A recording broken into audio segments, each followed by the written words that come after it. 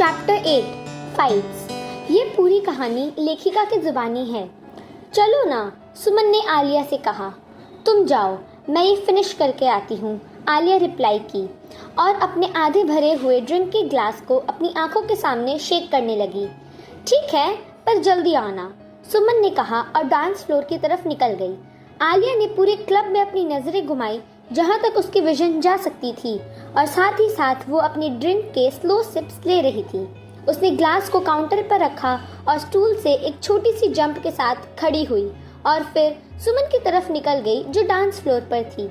उसने अपनी आंखें बंद की और अपने सर ऊपर की तरफ उठाया और स्लो मूव्स में अपनी बॉडी के साथ अपने हिप्स स्वे करने लगी। वो वाइब्स को फील कर रही थी और अपनी पुरानी यादों में खो रही थी। वो पुरानी बातों को याद करके उन्हें फिर से एंजॉय करने की कोशिश कर रही थी। उसे फील हो रहा था कि कोई उसे घूर रहा है, पर उसने ये सोचकर इग्नोर कर दिया कि कोई क्रीप उसे देख रहा होगा और वो अपने डांस करती रही। कुछ मिनट्स तक वाइब करने के बाद उसे अपने आर्म्स पर किसी की टच फील हुई, जैसे कोई ब्रश कर रहा हो, और उसने सोचा कि शायद किसी के हाथ से गलती से लग गया होगा क्योंकि डांस फ्लोर पर बहुत सारे लोग थे। पर उसके सबकॉन्शियस ने कहा कि ऐसा नहीं है क्योंकि उसे अनकंफर्टेबल फील हो रहा था और एक वुमेन होने के नाते उसे कोई अच्छी वाइब नहीं आ रही थी। फिर भी उसने इग्नोर किया और अपना डांस कंटिन्यू रखा। उसे फिर से वही फील हुआ, पर इस बार ऐसा लगा जैसे किसी ने उसकी वेस्ट से पकड़कर एक हार्ड चेस्ट की तरफ खींचा हो। उसने झटक के अपनी आंखें खोली और एक स्विफ्ट मोशन में पीछे मुड़ी। तब उसकी नजरें एक हैंडसम दिखने वाले लड़के पर पड़ी। वो हैंडसम तो था, पर उसकी स्माइल, या शायद उसे एक क्रीपी स्माइल कहना चाहिए, और वो ड्रंक लग रहा था। उसने खुद को छुड़ाने की कोशिश की पर नहीं कर पाई। काफी स्ट्रगल के बाद वो खुद को फ्री करने में कामयाब हुई और सुमन को ढूंढने के लिए अपना सर यहाँ वहाँ लेफ्ट राइट घुमाने लगी और फिर उसे सुमन दिख गई। वह बस एक कदम आगे बढ़ाने ही वाली थी कि फिर उस लड़के ने उसकी रिस्ट पकड़ ली और उसे अपनी तरफ खींचा। उसने उस लड़के की तरफ एक कोल्ड एक्सप्रेशन के साथ देखा और कहा, छोड़ो मुझे, आलिया ने कहा। उसने कुछ नहीं किया बल्कि उसने अपनी होल्ड टाइट कर ली। मैंने कहा छोड़ो मुझे, आलिया ने फिर से एक काम चेहरे के साथ कहा। लेट्स हैव सम फन, उस लड़के ने फाइनली कहा। I am not interested, Alia ने उसे बोला। मुझे नो सुनने की आदत नहीं है, और खासकर तब जब सामने एक सेक्सी वुमेन हो। सो जस्ट फॉर वंस, उस लड़के ने एक पॉज के साथ ऑफर किया। आलिया ने बिना किसी एक्सप्रेशन के उसकी तरफ देखा और अचानक स्माइल किया, जिस पर लड़के को लगा कि वह सक्सीड हो गया है और वह ग्रिन करने लगा। श्योर, कहकर आलिया ने उसे अपने घुटने से वहां किक किया जहां उसकी लाइफ डिपेंड करती है। वो दर्द से करहाने लगा, अपना हाथ वहां रखा और चिल्लाया, यू बिच। अब तक म्यूजिक रुक चुका था और लाइट्स ऑन हो गई थी, जबकि पहले वह जरूरत से ज्यादा डिम थी। अब सब कुछ नॉर्मल हो गया था। या तुमने सही समझा, मैं एक बिच हूँ, पर सिर्फ बिच नहीं, मैं एक बिची विच हूँ, आलिया ने सरकाज़म भरी आवाज में कहा और जाने के लिए मुड़ी। पर फिर से उसने आलिया के एंकल पकड़ लिए, जिसकी वजह से उसका बैलेंस बिगड़ गया। वह गिरने ही वाली थी, पर सुमन ने उसे टाइम पर कैच कर लिया और सही से पकड़कर खड़े होने में मदद की। अब तक आलिया बहुत गुस्सा हो चुकी और अब आलिया फटने ही वाली थी क्योंकि वो पहले से ही सिद्धार्थ वाली बात से फ्रस्ट्रेटेड थी और अब ये सब। आलिया बस अपना गुस्सा निकालना चाहती थी। आलिया ने सिद्धार्थ पीछे मुड़ी और नीचे झुककर अपने नीज के सपोर्ट से उस लड़के के लेवल पर बैठी। फिर आलिया ने लड़के का कॉलर पकड़ा और लड़के को ऊपर की तरफ खींचा ताकि वह बड़ी मुश्किल से खड़ा हो सके, क्योंकि उसका वेट आलिया से डबल था। पर अब आलिया कोई परवाह नहीं थी क्योंकि उसे सिर्फ खून सवार था और आलिया का गुस्सा टपक रहा था। Let me show you how to have fun, Alia ने चिल्लाते हुए उस लड़के के फेस पर एक जोरदार पंच जड़ दिया, पर आलिया इतने पर नहीं रुकी। आलिया ने उसे बैक टू बैक उसके लेफ्ट गाल पर थप्पड़ बरसाना शुरू कर दिया, जिसकी वजह से वो लड़का जमीन पर गिर गया। आलिया का गुस्सा ठंडा होने का नाम नहीं ले रहा था। वो उसे लातों से मारने लगी जैसे वो अपना पूरा फ्रस्ट्रेशन उस पर निकाल रही हो। आलिया को ऐसा करते देख सुमन ने भी मौका नहीं छोड़ा और उसे किक मारना शुरू कर दिया। सुमन ने लात मारते हुए पूछा, क्या हुआ, तुम इसे क्यों मार रही हो? आलिया अभी भी उस लड़के को कॉलर से पकड़कर एक घुटने के बल बैठी थी, उसे थप्पड़ मार रही थी। उसने सुमन से पूछा, मेरी बात छोड़ो, तुम इसे क्यों मार रही हो? क्योंकि अगर तुम मार रही हो तो उस बास्टर्ड ने पक्का कुछ किया होगा। Tell me what the fuck he did. Suman ने पूछा और फिर उसे जोर से एक लात मारी। हाँ, इस बास्टर्ड को बताते हैं कि लड़कियों की रिस्पेक्ट कैसे करते हैं और अपने काम से काम कैसे रखते हैं। इसे नो सुनने की आदत नहीं है ना? अब मैं इसे सिखाऊंगी नो का मतलब क्या होता है, आलिया ने गुस्से में चिल्लाते हुए कहा और उस लड़के के बाल पकड़कर खींचना शुरू कर दिया। ओह, बोलकर सुमन अपने पुराने फॉर्म में आ गई और उसने भी उसके बाल पकड़ लिए और उसे पीटना शुरू कर दिया। सुमन हमेशा से ही ऐसी थी, पर अब वो मैच्योर हो गई थी। अपने हाई स्कूल के दिनों में वो स्कूल की डॉन गर्ल हुआ करती थी। वो हर उस इंसान को पीट देती थी जो उससे ज्यादा स्मार्ट बनने की कोशिश करता, उसके दोस्तों को बुली करता या उन्हें किसी भी तरह से परेशान करता था। अब तक वहाँ लोगों की भीड़ जमा हो गई थी और सिक्योरिटी गार्ड्स भी वहाँ आकर पहुँच गए थे। Ma'am, ma'am, ma'am, ma'am, please इसे छोड़ दीजिए, प्लीज। गार्ड्स ने ये कहते हुए उन्हें अलग करने की कोशिश की। मैम, प्लीज अपने फ्रेंड से कहिए कि इसे छोड़ दे, वरना ये मर जाएगा। एक गार्ड ने सुमन से दरख्वास्त करते हुए कहा। तो मरने दो इसे, कम से कम धरती से एक बोझ तो कम होगा अगर ये मर गया तो।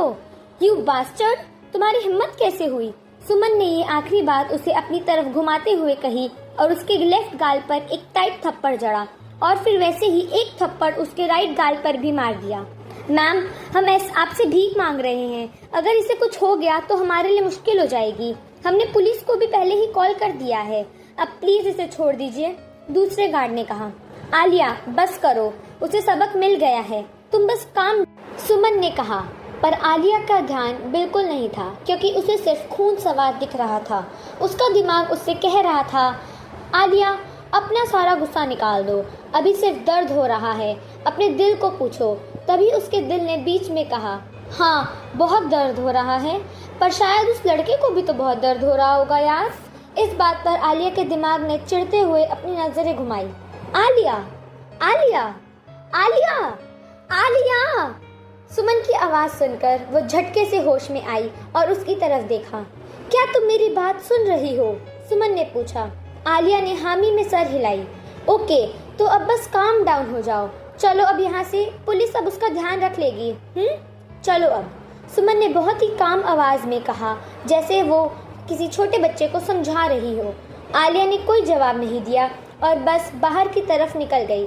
सुमन भी उसके पीछे पीछे चल दी, पर जाने से पहले उसने गार्ड्स और मैनेजर्स की तरफ ऐसा इशारा किया जैसे वो उन्हें सिग्नल दे रही हो कि अब आगे क्या करना है।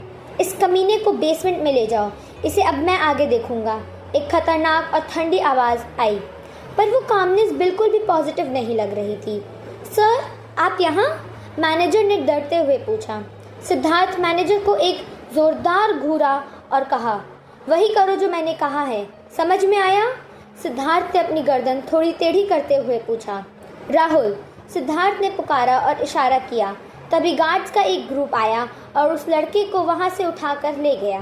सिद्धार्थ जाने के लिए मुड़ा, पर रुककर बोला, ये बात बाहर नहीं जानी चाहिए।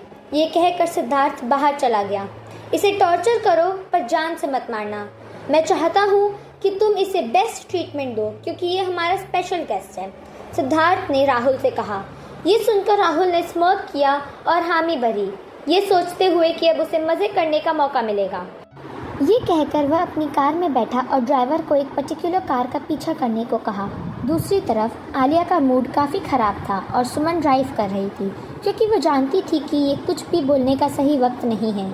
आधे घंटे तक ड्राइव करने के बाद उसने कहा, क्या मैं तुम्हें अपने घर ले चलूँ? नहीं, मुझे मेरे घर ड्रॉप कर दो, आलिया ने कहा। सुमन ने एक ठंडी सांस भरी और सिर हिलाया क्योंकि वो आलिया को ज़्यादा गुस्सा नहीं दिलाना चाहती थी। उसने गाड़ी आलिया के अपार्टमेंट की तरफ मोड़ दी। एक आवाज़ के साथ कार रुकी। हम कल बात करेंगे, ड्राइव सेफ, गुड नाइट, और पहुंचकर मुझे टेक्स्ट कर देना, आलिया ने सुमन को एक क्विक हग देते हुए कहा। और इससे पहले कि सुमन कुछ बोल पाती, वह कार से उतरकर एलिवेटर में चली गई। सुमन ने एक ठंडी सांस भरी क्योंकि वो जानती थी कि अभी वो उसका पीछा नहीं कर सकती। अगर उसने ऐसा किया तो आलिया उस पर बुरी तरह फट जाएगी और ज़्यादा गुस्सा हो जाएगी। सुमन उसे अच्छे से जानती थी। जब आलिया का मूड ऑफ होता है और वो गुस्से में होती है तो वो अकेले रहना पसंद करती है। जैसे ही उसने देखा कि आलिया एलिवेटर में चली गई है, सुमन अपनी कार चलाकर अपने घर चली गई। सर, क्या मैं जाकर चेक करूं मैम अपने अपार्टमेंट पहुंच गई है या नहीं? सिद्धार्थ के बॉडीगार्ड ने पूछा, जो पैसेंजर सीट पर बैठा था। सिद्धार्थ की कार रोड के दूसरी तरफ आलिया के अपार्टमेंट के ठीक ऑपोजिट पार्क थी। सिद्धार्थ उसी रास्ते की तरफ देख रहा था जहां आलिया गई थी और उसने बस एक करके सिर हिला दिया। सिद्धार्थ आज काफ़ी अम्यूज्ड था। उसने देखा कि कैसे उसकी आलू ने आज फाइट की। सिद्धार्थ यह सोचकर मुस्कुराया कि उसकी बेबी अब बड़ी हो गई है और किसी की हेल्प के बिना अपनी हिफाजत खुद कर सकती है। लेकिन सिद्धार्थ ने आलिया के चेहरे के एक्सप्रेशंस नोटिस किए थे जब वो उस बास्टर्ड को पीट रही थी। वो हद से ज़्यादा गुस्से में थी और बस अपना सारा गुस्सा निकालने की कोशिश कर रही थी। सिद्धार्थ जानता है कि कल आलिया को बहुत बुरा हेडेक हो सकता है। उसने अपना सर हिलाते हुए ठंडी सांस भरी। उसे कल अपने साथ मेडिसिन रखनी होगी क्योंकि वो जानता है आलिया के घर पर कोई दवाई नहीं होगी। वह उसे अच्छे से जानता है कि वो कैसी है। आलिया अपने घर में दुनिया भर की चीज़ें रख लेगी, बस उन चीज़ों को छोड़कर जिनकी लोगों को असलियत में ज़रूरत होती है। सिद्धार्थ आलिया की हरकतों के बारे में सोचकर धीरे से हंसा। My cute little baby kitten. Siddharth ने होठों पर उंगली रखते हुए और आर्मरेस्ट पर कोनी टिकाकर कार की खिड़की से बाहर देखते हुए खुद से विस्पर किया। उसने देखा कि आलिया के अपार्टमेंट्स की लाइट ऑन हो गई है। सर, मैम अपने अपार्टमेंट पहुंच गई है और अंदर जाकर दरवाज़ा लॉक कर लिया है। सिद्धार्थ के गार्ड ने कुछ देर बाद वापस कार में बैठते हुए कहा। सिद्धार्थ ने कोई जवाब नहीं दिया, बस करके सर हिला दिया और आलिया के अपार्टमेंट की खिड़कियों को देखता रहा। आधे घंटे बाद उसके अपार्टमेंट की लाइट्स बंद हो गई और 10 मिनट बाद सिद्धार्थ ने कहा, चलो। सिद्धार्थ के ड्राइवर ने गाड़ी उसके पेंट हाउस की तरफ चलानी शुरू कर दी। सिद्धार्थ ने अपनी आंखें बंद कर ली और अपना सिर सीट के हेडरेस्ट पर टिका दिया और उनके स्कूल के दिनों की यादों में खो गया। वो वक्त जो उसके मुताबिक बिल्कुल परफेक्ट था, वो वक्त जहां उसने अपनी आलू के साथ अपनी जिंदगी के सबसे हसीन पल बिताए। Chapter 9 conference room. यह पूरी कहानी लेखिका के जुबानी है। आलिया बेटा, हम पहुंच गए। जगदीश, जो आलिया के फादर के पीए थे, ने कार की विंडो पर नॉक करते हुए कहा। उसने धीरे से रिप्लाई किया। चलो फिर, कहकर उसने उसकी साइड का डोर खोला और उसे नीचे उतरने का इशारा किया। अंकल, क्या मेरा आना जरूरी है? आलिया ने उदास चेहरे के साथ पूछा। देखो बेटा, तुम्हारे सिग्नेचर्स चाहिए और शेयर होल्डर्स के लिए भी मल्होत्रा फैमिली का कोई न कोई मीटिंग में होना जरूरी है, इसीलिए तुम्हें आना पड़ेगा, उन्होंने समझाते हुए कहा। क्या हम इसे स्किप नहीं कर सकते या फिर मैं ही स्किप कर दूं? मुझे बहुत ज्यादा हेडेक हो रहा है। उसने उन्हें कन्विंस करने की कोशिश की। बेटा, तुमने पहले बताया होता तो डॉक्टर के पास ले जाते मेडिसिन के लिए। पता नहीं सर को जब पता चलेगा तो कितना गुस्सा होंगे। वो टेंशन में बोल पड़े। वो बस चुप रही। ये मीटिंग हम सबके लिए इम्पोर्टेंट है। एक काम करते हैं, मीटिंग अटेंड करने के बाद तुम रेस्ट कर लेना, उन्होंने सजेस्ट किया। उन्हें लगा सच में उसका सर दर्द कर रहा है, लेकिन उन्हें क्या पता था कि ये उसका हैंगओवर था। उसने बस सिर हिला दिया और आगे बढ़ गई। जगदीश और बाकी लोग उसके पीछे चल दिए। मैम, इस तरफ। राहुल ने रिसेप्शन एरिया में उनका वेट करते हुए एलिवेटर की तरफ इशारा करते हुए कहा। सब एलिवेटर के अंदर चले गए। जब एलिवेटर उस फ्लोर पर रुका जहां कॉन्फ्रेंस रूम था, तो वो सब आगे बढ़ने लगे।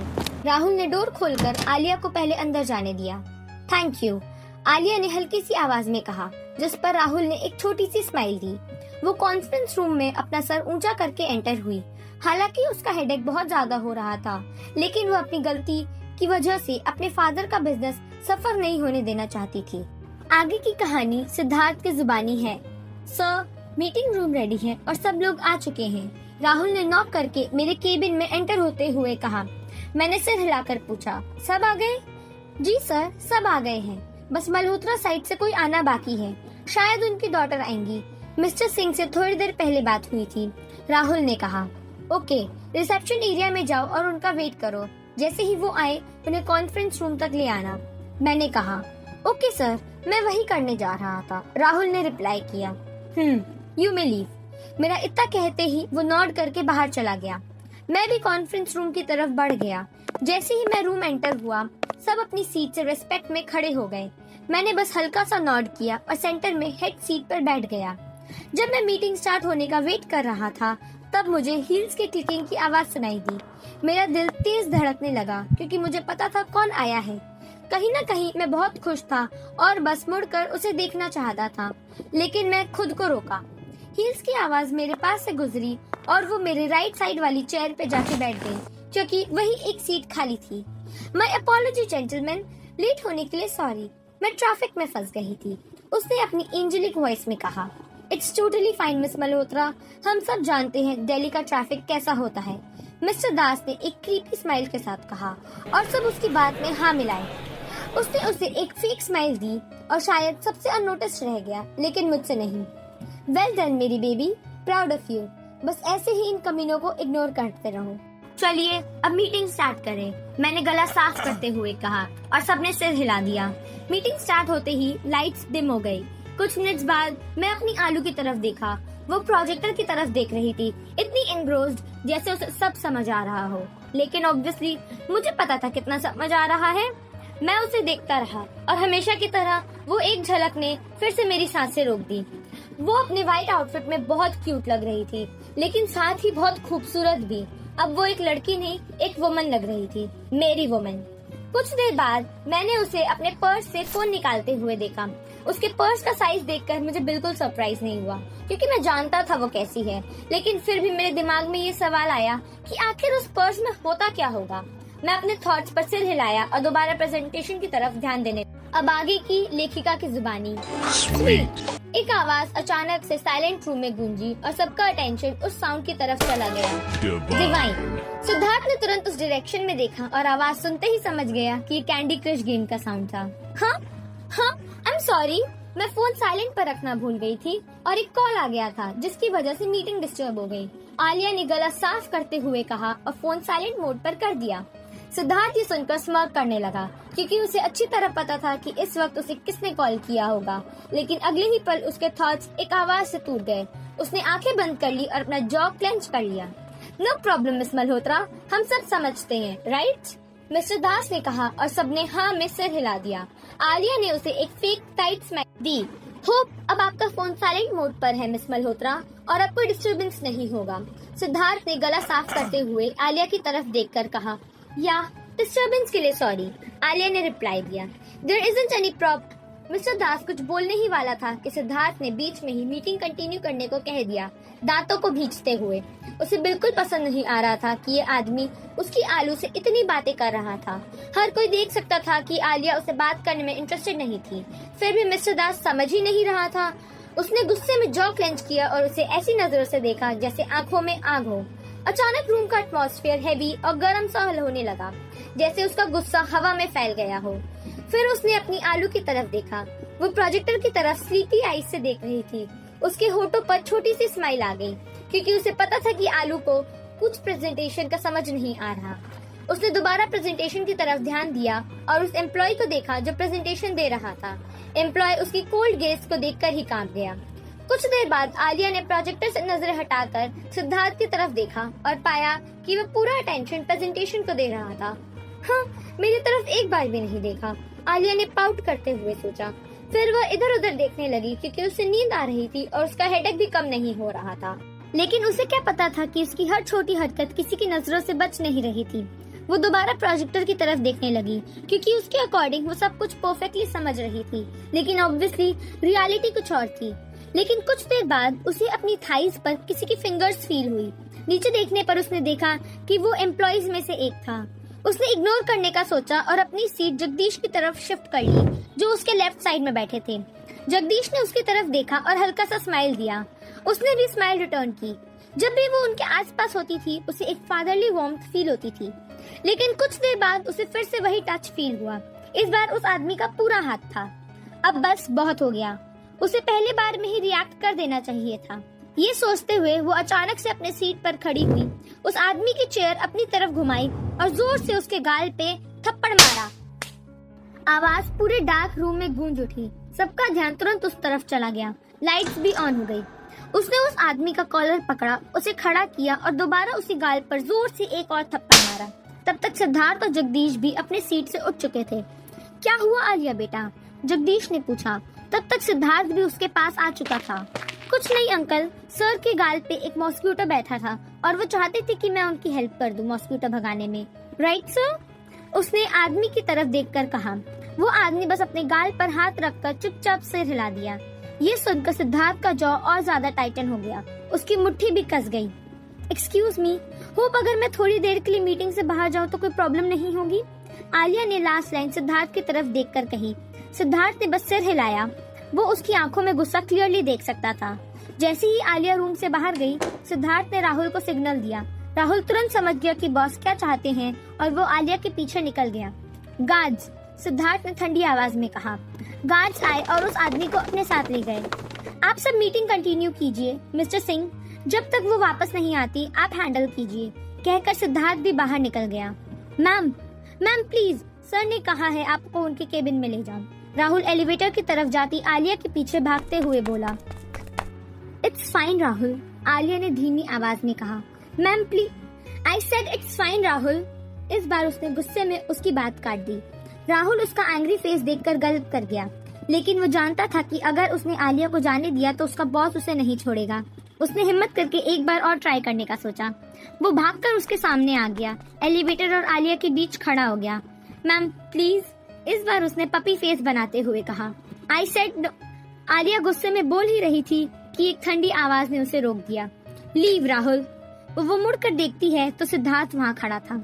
राहुल ने तुरंत सिर हिला दिया और उन दोनों को अकेला छोड़ के चला गया। सिद्धार्थ धीरे धीरे उसकी तरफ बढ़ा और कुछ ही सेकंड्स में उसके बिल्कुल सामने खड़ा हो गया। उसकी आंखों में बहुत इमोशंस थे, लेकिन आलिया उस वक्त उन्हें समझने की हालत में नहीं थी। चलो, सिद्धार्थ ने सॉफ्टली उसका हाथ पकड़ते हुए कहा। मुझे नहीं जाना, आलिया ने गुस्से में कहा। सिद्धार्थ ने बस जॉ क्लेंच करते हुए सिर हिला दिया। अगले ही पल आलिया हल्की सी चीख पड़ी जब सिद्धार्थ ने उसे ब्राइडल स्टाइल में उठा लिया और एलिवेटर की तरफ। What are you doing? मुझे नीचे उतारो, आलिया ने धीमी पर गुस्से भरी आवाज में कहा। साथ ही उसके गर्दन को टाइटली पकड़ लिया। सिद्धार्थ उसकी बात पर स्मर्क करने लगा और आलिया ने दांत भींच लिया। कितना मन करता है इसका ये स्मर्क चेहरे से मिटा दूं, वो धीरे से बड़बड़ाई। ऑफ कोर्स, लेकिन पहले वो टॉप वाला बटन प्रेस करो, सिद्धार्थ ने एलिवेटर में एंटर होते हुए कहा। But why? कहकर भी आलिया ने वही बटन प्रेस कर दिया जो सिद्धार्थ ने कहा था। सिद्धार्थ स्मर्क करने लगा। उसे पता था कि वो मना कर सकती थी, फिर भी उसने उसकी बात मान ली। तभी आलिया को रियलाइज हुआ कि उसने बिना सोचे समझे उसकी बात मान ली। एम्बैरेसमेंट में उसने आंखें बंद कर ली। उसके इसी हरकत पर सिद्धार्थ के होठों पर स्माइल आ गई, लेकिन उसने तुरंत अपने एक्सप्रेशंस को कंट्रोल कर लिया, उससे पहले कि आलिया देख ले।